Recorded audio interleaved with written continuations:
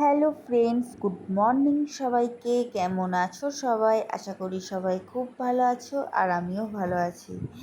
তো এখন ঘড়িতে বাজে সকাল 8টা। আজকের ব্লগটা আমি এই সকাল 8টা থেকেই শুরু করলাম।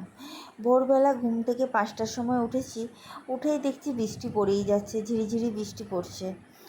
তো বৃষ্টিতে ভিজে ভিজেই বাড়ির যে কাজগুলো ছিল বাইরের, সেগুলো সব করলাম। কি আর করা যাবে, বৃষ্টি পড়লে কাজগুলো তো করতেই হবে। তো কাজগুলো করতে করতে ভিজে গেছিলাম, তো ওই জন্য একবারে সকালে স্নানটাও সেরে নিলাম।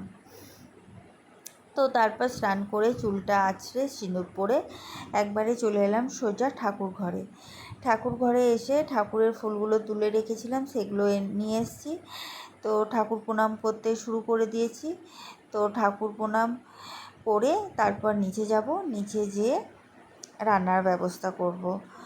তো ঠাকুরকে এখন আমি ফুল দিচ্ছি, তো ফুল দেওয়ার হয়েই গেছে। এরপর যখন আমি ধূপ দিতে যাচ্ছি, ঠাকুরকে ধূপ জ্বালাতে দিয়েছি, দেখছি আমি দেশলাইটা আনতে ভুলে গেছি।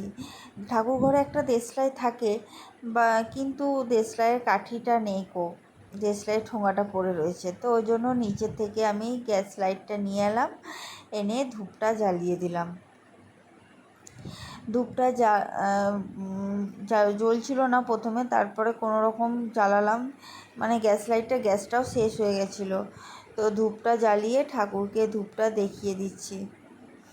তো ঠাকুরকে আমার ফুল দেওয়া হয়ে গেছে, জল দেওয়া হয়ে গেছে, ধূপটাও দেখানো হয়ে গেল। তো এরপর চলে এলাম সোজা ছাদে।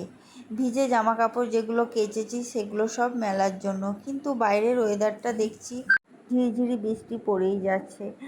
তো এখন একটুখানি বন্ধ হয়েছে।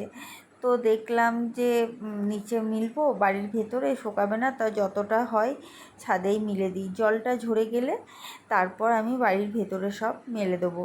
তো ছাদে জামা কাপড় মিলে নিচে চলে এলাম। সাবু নিয়ে এসছে, পাল সাবু, অনেক দিন পর এলো বাড়িতে। তো ঠাকুমা বলেছে আজকে সাবুর খিচুড়ি খাবে, তো ওই জন্য সাবুটা আমি ভিজতে দিয়ে দিচ্ছি। অনেক দিন পরই পাল সাবু এলো। দোকানে লুজ সাবুর থেকে পাল সাবুটাই ভালো।